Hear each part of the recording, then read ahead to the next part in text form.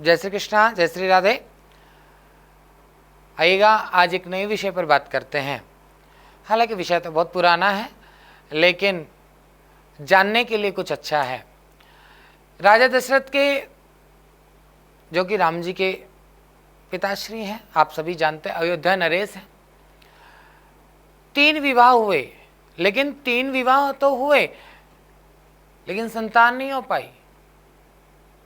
क्यों? इसके पीछे का कारण है। इसके पीछे एक बहुत बड़ा कारण है कि राजा दशरथ को संतान क्यों नहीं हो पाई। राजा दशरथ, जिनको चक्रवर्ती सम्राट कहा जाता था, इधर रावण को, क्योंकि जो महाज्ञानी था, पंडित था, रावण को यह पता था कि मेरा काल कौन है, कौशल्या दशरथ नंदन मेरा काल होगा, जो इनका पुत्र होगा वही मेरा काल होगा। तो रावण के जो पिताश्री थे महर्षि विश्वश्रवा, ठीक है, वह बहुत बड़े तंत्र क्रिया के ज्ञाता थे।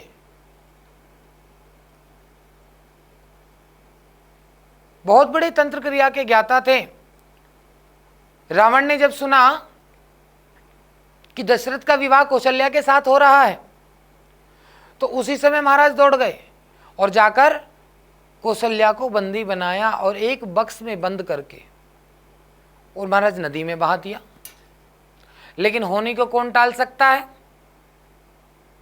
ठाकुर जी ने जो लीला रची है, भगवान ने जो विधि बनाई है, उस विधि को चैलेंज कौन कर सकता है? कोई नहीं कर सकता। इसलिए हुआ क्या, राजा दशरथ भ्रमण कर रहे हैं खोजने के लिए। ब्रह्मा जी ने आज उनको सूचना दी कि कौशल्या अम्बा कहाँ पर हैं। वहीं पर राजा दशरथ पहुंचे और कहा कि आपके विवाह का मुहूर्त निकला जा रहा है, तो क्या किया जाए। दशरथ जी और कौशल्या अम्बा का विवाह स्वयं ब्रह्मा जी ने संपन्न कराया। और उस समय जब रावण वहां पर छोड़कर बक्स को निकल रहा था, तो जोर से आवाज लगाई। क्या आवाज लगाई?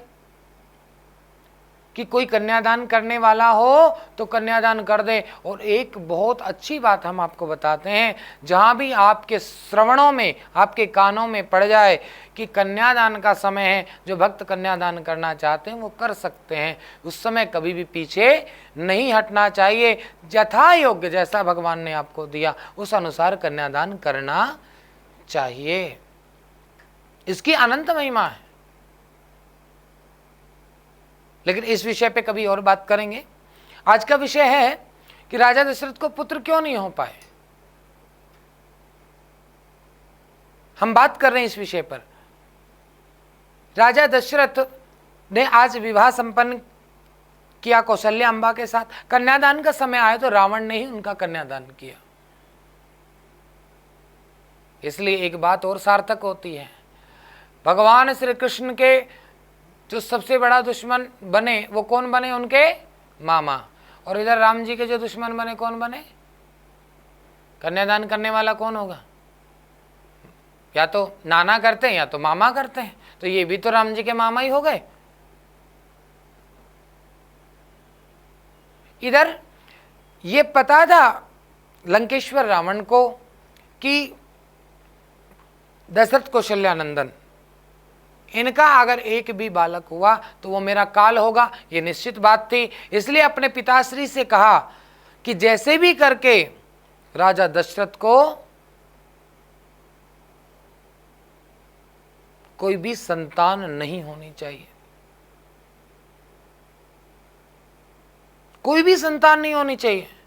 आज जब ये कहा, विश्वश्रवा बोले मैं ऐसा पाप कर्म क्यों करूंगा। बोले यदि अपने पुत्र को बचाना चाहते हो तो ये कार्य करना होगा। आज मजबूरी वश, क्योंकि कौशल्या अम्बा को गर्भ ठहर गया था।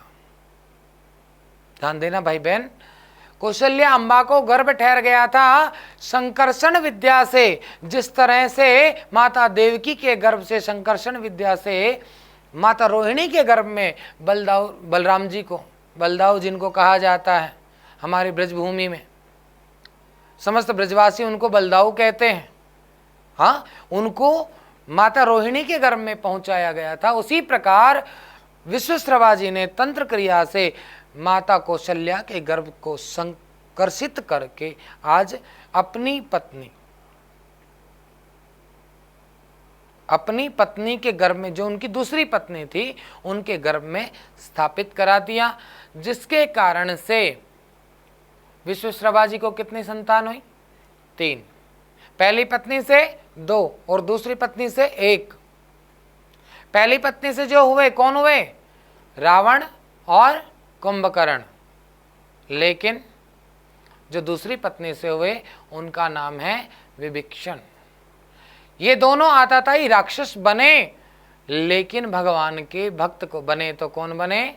विभीषण जी भक्त बने। और उसी समय राजा दशरथ को तेज विहीन कर दिया था, तंत्र क्रिया से उनको नपुंसक बना दिया गया था।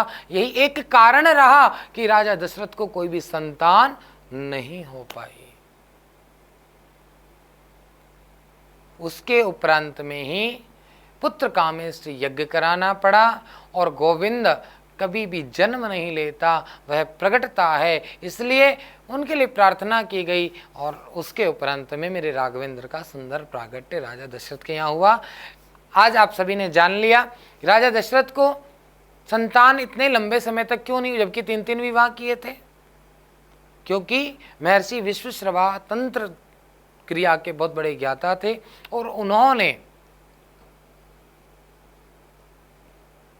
राजा दशरथ को नपुंसक बना दिया था तंत्र क्रिया के माध्यम से, रावण के कहने पर। आज के विषय पर यहीं पर विराम लेते हैं। और एक और बात कहता हूं, आज जो विषय हमने आपके बीच में रखा, इसका उद्देश्य किसी तंत्र क्रिया को, किसी मंत्र क्रिया को बढ़ावा देना नहीं है, केवल आप तक की सटीक जानकारी पहुंचाना है। जय श्री राधे, जय श्री श्याम।